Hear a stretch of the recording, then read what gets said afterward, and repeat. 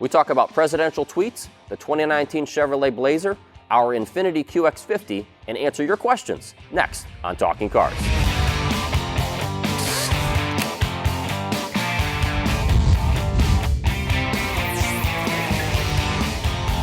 Hi, everybody. Welcome to another episode. I'm Mike Monticello. I'm Ryan Pizlakowski. And I'm Keith Barry.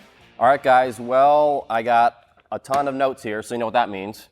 We got a lot of topics to get through today, so let's get right to it. We got some auto-related news. Recently, President Donald Trump tweeted about the auto industry, as he sometimes does tweet, occasionally. I've heard that. And here's what he said. He said, based on the tariffs and trade barriers long placed on the U.S. and its great companies and workers by the European Union, if these tariffs and barriers are not soon broken down and removed, we will be placing a 20% tariff on all of their cars coming into the U.S. Build them here. So, Keith, I'll throw this to you since you actually lease a European car. Do you want to tell people what that is? Yeah, I lease a Jaguar XE diesel, not a recommended car. A diesel? I didn't even know this. Yeah, diesel. Yeah, not a recommended car from CR, but I like this I like was a little, before you started working here. It was before I started working here when I was making bad decisions. Yeah, I make good decisions. All good decisions now. So anyway, but so what would you tell a consumer who was thinking about buying a European car in the not too distant future? Is this time to panic and get out there and get it while the getting's good, or what would you say to them when President tweets something like this? Well, I appreciate the softball question on trade policy. We can cover that here today. We're equipped.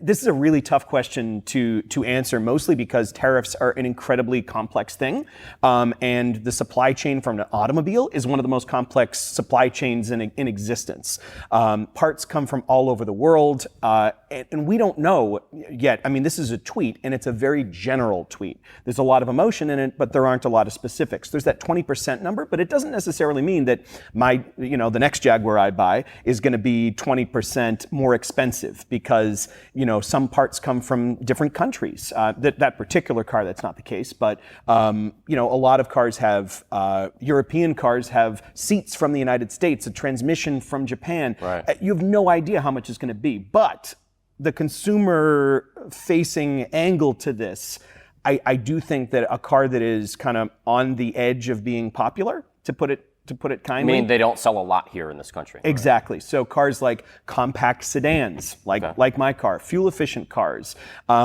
If I were an automaker and I knew that the price was going to go up even a percent, I would maybe pull that car from the United States. Right. So it's not competitive anymore. What you're saying is there could be less options if this. We don't even know if this is going to happen. No. We know nothing. If it does happen, your BMW 3 Series isn't necessarily going to go up by 20%. It's a little more complicated than that. It's a good point, though, because the sedan is slowly kind of dying in the U.S., and why would they send them here to be marked up even more and not sell even more? Yeah, it doesn't make sense. The other thing, I mean, Ryan, there's European cars are actually made here. So. Yes, there's a lot of European cars made here. So those cars won't be affected.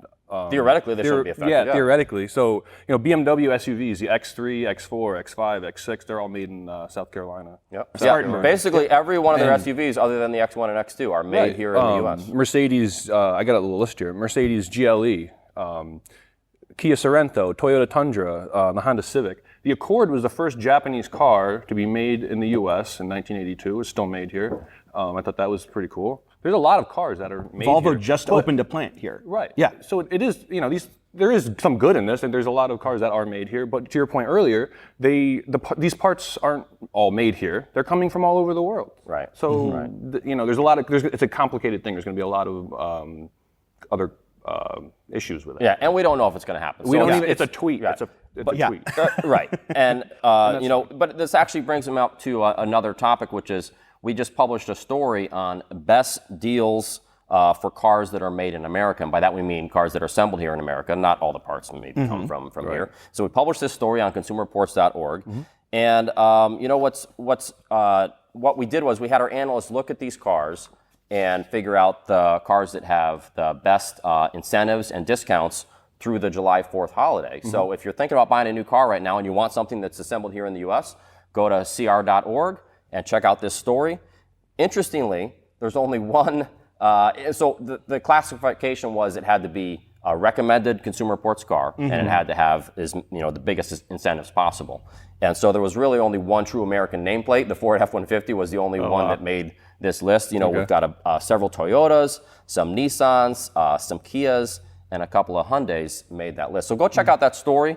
I think you might find it pretty interesting how big of a deal you can get right now. And how many cars that might seem all American are actually made elsewhere. Right. Those muscle cars, a lot of them are made in Canada. Yeah. Well, and also what's interesting on that subject is, if you look at the window sticker, it'll say where the car is assembled, what country the car is assembled in, and then it'll also say the percentage of the content, the parts content. The It'll say percentage of U.S. and Canadian engine, parts, and then also where the engine and transmission. I mean, it's kind of interesting if you look at your window sticker, you'll see that. Yeah. So, speaking of American cars, Chevrolet recently announced that it's bringing back the Blazer nameplate. Yeah. It'll be made in That's Mexico. exciting. Yeah. But it's Still an American car. Yep, still an American car. And I think it looks kind of cool. I'm going to throw this to you, Ryan, because I know you've got a little, Blazer heritage. So the Blazer before, it was based on the S10 pickup. Right. Your family, I believe, had a couple of these Blazers? We actually, my mom had a K5 Blazer. Wow. I forget the year. This is Oh, so you had the full-size Blazer. full-size Blazer. This was like the equivalent to the Bronco. Right. I was young. I forget what year it was, but I remember bombing around in that thing. Literally, that was like the sensation. You were bouncing around, and it was big, loud Chevy 350 motor, and we had two different ones actually at one point. Years later, actually, my sister in high school, her first car was the same thing, a K5 Blazer. My father was a mechanic; he had a garage, and somebody brought him a car. He fixed it up, and my sister got it, but it was not a safe vehicle, so she didn't have that for too long. Maybe that's very smart. Right. Yeah. But that was a truck, body on frame truck. That was a totally different day and age. This is a modern. A unibody fits between a Traverse and an Equinox. It's just barely bigger. Too. Yeah, It's barely bigger than the Equinox. Yeah. And just another example of another SUV just getting crammed into a stacked lineup of SUVs. It's the name Blazer is exciting. Like when I first heard that, I was real excited. It looks pretty good. I think it's going to be attractive to people, maybe. But why not just rename one of the other ones? There's a lot of effort. I think that first of all, sedan sales are continuing to go down a little bit, so SUVs are where it's at, and I think for now Chevy's trying to give. For now, buyers as many options as possible in that SUV segment. What do you think of the style? I mean, some people are saying it kind of looks like it has like sort of Camaro stuff up front, and so I was really bullish on the styling until you talked to me and said, Keith, the one you're going to be able to afford is not going to look like that. Him me specifically. Because he's trying to pay off that Jaguar. That Jag, yeah, it's tough. It's under warranty though. It's from the front in that kind of RS trim, the kind of blacked out. It looks kind of cool. The one we're showing here, the RS, does look pretty cool. I want to see the what lesser the base ones one probably looks like. won't look quite as and the aggressive. rear kind of rear quarter is sort of, I think, looks like the last generation RAV4. I think that's where it kind of loses the plot. That floating roof design that's so popular these days. Yeah, you're not a big fan of that? It doesn't fit right to me. So look at the side too. I wish. They can fix it. Yeah. I wish it a little more boxy because that's what it was. Especially when they had the S10 Blazer, which was literally an S10 pickup. They made it into a Blazer, smaller, but it was very boxy. And I mean, the coupe looked awesome, I think. And you can't obviously have them that boxy, but they can incorporate, some squared off. Wait for the Bronco. Right. Well, they've been taunting us with that for years now, and I don't know. Yeah. So we'll see. I mean, obviously, this is something we're going to buy. We're gonna test and all that, and we'll get one here. It comes out in early next year, and it's going to have both a 4-cylinder and a 3.6 liter V6 with around 305 horsepower, and more than Blazers past. Right, and of course it's car based. Unlike the old one, it was truck based. You're not going to go off-roading in this. You're not going to go off-roading, but it should be a nicer vehicle to drive, theoretically, and it will come in front-wheel drive and all-wheel drive. And safer for your sister. Yeah. She's moved on since. So let's move on to one of my favorite topics always, which is what we're driving at the track, or what we've driven at the track recently. And so this week we're going to deal with the 2019 Infiniti QX50 that we just recently finished testing. And the background on this car is that it replaces what used to be the EX35. Now it's been called the QX50 for a few years when Infiniti did their big name changing. Badges, You could probably make a mathematical formula to take old Infiniti names to make them a new one. It's like converting Fahrenheit we'd to have Celsius. to explain that the EX was based on the G, which is now the Q50. We've already lost But the bottom line is, you guys, you can go online and look this up. But the bottom line is, this used to be a rear drive based car that was kind of like a tall wagon version of one of their sedans. And now they have this. This is shares a platform with the redesigned Nissan Altima. So now it's front wheel drive and all wheel drive, and we tested an all wheel drive version. So Keith, let's start with you. I mean, after driving it, is this the kind of vehicle that makes you want to get in and take a first spin? It is not. Okay. I know, when we talked earlier, you all had some ideas about the drive. Pleasant enough. I'll let you talk a little more about that. But I mean, from first look, I actually really like that in an age where so many car manufacturers are just making everything look the same for various reasons: fuel economy, parts commonality, fit, all that sort of stuff. The Infiniti kind of zagged when everyone else zigged, and I like the sort of. Well, is zagging good or bad? I don't know. I think It's different. It's the Catera zigged, so I think I'd rather zag. Okay. I like the hood. I like kind of how it has those scoops on it. I like the swoopy stitching. I like the fact that it has it. It might not be my taste, but I like the fact that they're making a statement about the styling. And then you get in the car and you look at how much it costs, and you look at the fact that it doesn't have CarPlay. It has one of the worst infotainment systems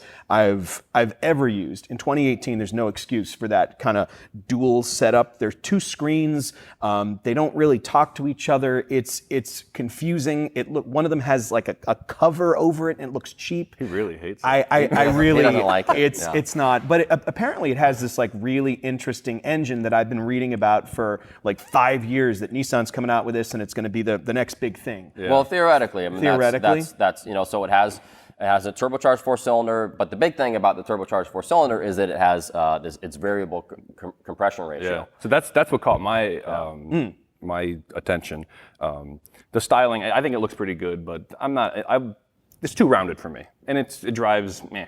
Well, we can talk about the driving. We can talk about the driving in a little bit, but Ryan, I want you to explain to the viewers what a variable compression ratio engine is and the benefits. Well, the benefit is this. They've been able to adjust the compression ratio while you're driving. So it's actually adapting to the conditions and your throttle inputs as you're driving. So when you have a normal engine has a standard or a fixed compression ratio. The piston's moving up and down, and it's fixed. So you always have a, say, 10-to-1 compression ratio. If you have a higher compression ratio, you can actually use less fuel. It's more efficient. So say you're cruising and you left off the throttle, you're not using as much, you don't need the power, so we were gonna use a little less fuel. It's kind of like GM shuts off a couple cylinders. It's also a turbocharged engine, so they can, when you lower the compression ratio, the turbocharger is actually filling the cylinder with more compressed air, making more power when you need the power. Right. So it's an optimization thing. They're making the best condition for what you're doing. But does it work? Well, that's the problem. It's modern engineering. It's a feat, but it didn't return that well. I mean, we got 22 overall mile per gallon. Our X3 is a regular turbocharged four-cylinder, which is a car that I absolutely love. It's our top recommended. It's nicer to drive. We could talk about that after, but that gets 24 overall. Right. And just for the heck of it, on the highway, I was. The QX50 29 versus 36 out of the X3. So I don't know where. Well, and not only is it not getting the better fuel economy that Infiniti promised with this thing, and also it's not matching the EPA combined figure that's 26 mpg. But that's compared to our testing, right? Yeah. So, but it's also not the quickest car in the class. So it's neither the quickest car in the class, nor is it getting the best fuel economy. I mean, it does 0 to 60 miles per hour in 7.2 seconds. But both the Audi Q5 and the Mercedes-Benz GLC 300 are faster. Yeah. So it was supposed to be the best of all worlds, and it doesn't work out that way. Plus, it has a continuously variable transmission, a CVT. Yeah. So it's one of those transmissions that allows the revs to go way up. Right. Now, what I found is that it does make pretty good power, and it works pretty well at, say, 25 to 30% throttle. But once you start getting harder into the throttle than that, when you're trying to get some real acceleration, that's when it revs too high and it gets loud inside. Because, and that's a bit of a bummer because the interior actually is pretty quiet. And I like the interior. I think it's comfortable. It has a pretty decent ride, not the best ride in the class, but a pretty decent ride. Yeah. And also, the other thing about this vehicle is it's kind of clumsy in the way it handles. It's mundane. You look at it, it's not that big of a vehicle. But when you're driving it, partially because of those crazy, the way the hood, the fenders, it looks big when you're driving it, and it feels big when you're driving it. And it's not the way I think an Infiniti should drive. An Infiniti should drive more sporty, don't you think? The G37. I mean, that's what Infiniti is. You're pulling heartstrings. I know. Those were the good old days. Yeah. Yeah. So so what's a better vehicle than the QX50? I mean, my vote's on the X3. Yeah. That's what I would choose too. Hold that. All right. So for full results on the QX50, you can go to consumerreports.org. Let's move on to your questions. Great. Let's get some questions. Yeah. So, guys and gals, we haven't been getting as many 30-second video submissions as we'd like. So please send some more to talkingcars@icloud.com. along with comments and questions, anything you want to. We'll show the video. If you want to be on Talking Cars, now's the time. You'll be semi-famous. Yeah. So let's get to the first question today. This person says, I recently bought a 2015 Hyundai Sonata Limited lease return. It has 3 driving modes, Eco, Normal, and Sport. Does choosing one of those really make much difference in performance and or fuel economy? So, Keith, how Eco is Eco and how sporty is Sport in a car like the Hyundai Sonata? Well, it depends. So when you get like a really high-end car, those driving modes will really change the driving dynamics of the car. It'll change the air suspension. It'll change a bunch of things about it. And it'll really be like it might unlock more horsepower that you don't want to have just driving around town. You're not going to have that in a sort of average, mid-sized sedan. What you will have is a different throttle response, different shift points, all designed to maybe give you a little more power when you want it in Sport, and maybe make it a little harder to, floor it when you're in Eco, so you save a little fuel. It's not going to be a huge difference. Try them out and see if you like how they drive. That's what I do when I get in a car. We actually, we have a Hyundai Sonata right now, and ours has, I don't know if they changed the naming of the modes, but ours is Comfort, Eco, and Sport, and it defaults to Comfort, and that's the mode. As a tester, Ryan, you can attest to the fact that we test the cars in their normal default mode. In this case, it's Comfort. Right. Yeah. We'll make sure before we do any testing that we're in the standard default mode, which usually it'll say standard or Comfort usually, and we make sure we do the testing in there. But like he said, I mean, they're not. I don't want to call them gimmicks, but they're more ways to trick you into driving, in an eco mode, driving a little more gently, so that you don't step on the throttle too hard or too easily, and peg your fuel mileage. Exactly. In this case, when you put it into eco mode in our Sonata, it makes the throttle feels a little heavier, a little more dead in a sense, because as if it's trying to get you to to not drive as hard. Exactly. The transmission is more reluctant to downshift, so that you keep the car at a lower RPM. Right. When you switch to Sport, the bigger thing there is really that it does firm up the steering a little bit. Yep. Yeah, Again, which it's is not a dramatic. Hyundai thing. It's not Some dramatic, cars don't do that. but it does do it, and the throttle becomes more responsive. Yep. And the transmission also is more responsive. Right. So, I mean, it's not big differences, but anyway, hopefully that answers your question.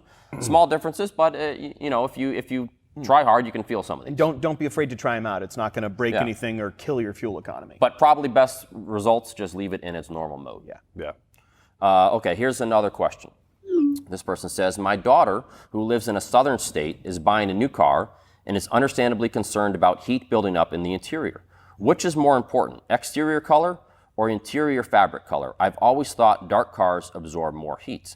Now, we recently published a story about this. It really has to do with not leaving kids or the elderly in cars. That's a huge safety issue. And how hot, we did some testing on how hot cars can get. And Dr. Emily Thomas, she always likes me to say doctor because she has a PhD. Rightfully so. Yeah. She did some testing. She had a dark colored car with a dark interior on the same day as a light colored car with a light interior. And the differences in terms of how hot they got inside were minimal. Although the important takeaway was they both got really hot. Yeah. So, only a few degrees difference, but the most important thing is you can't leave children, pets, or the elderly unattended in your car.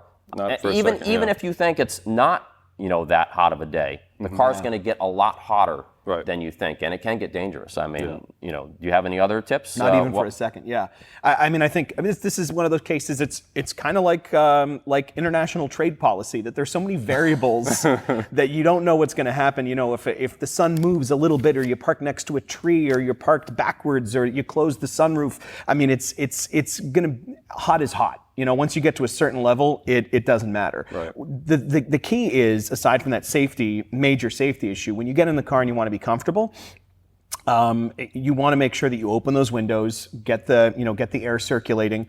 If you've parked the car, make sure that if you have a sunroof, make sure that it's closed. Close that. You like that little motion I did? That was an old school crank the sunroof. Yep, exactly, yeah. And make sure it's closed, because that's going to heat the car up even more. When you get in the car, if you have automatic climate control, don't turn it all the way down to 60, because that doesn't matter. Automatic climate control is going to bring it to 72. This is my biggest pet If you peeve set in it the to world. 72, the car knows best. Just trust the It's car. designed that way. Now, if you want to turn up that fan to make it blow on you, that's totally fine. I think you're talking about me, because you get in the car after me, and you know it's You me do because that? it's You got turn it it's down got- to it's- 60? Oh, Hang I on. do the No, no, same no. thing. I just Hang don't on. like it when other people do it. It's it's me because it's set to a country station, and because it's set at like 62. But keep in mind, I had it at 62 the whole time because I was hot. You should watch this YouTube video that our own Mike Quincy put up, and it is about how to cool down your hot car. And that's where I learned all those tips. I'm not some sort of cool down your car genius. There are actually things that you would learn on this that aren't common sense.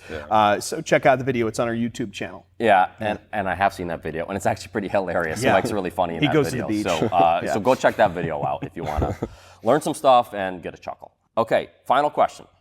Why shouldn't everyone always buy a Kia Niro hybrid for a new car? It looks normal, seems practical, rated safe, initial reliability reports are fine, drives normal, and consistently gives 40 plus MPG. If at all, it seems to be suboptimal for fun driving and power.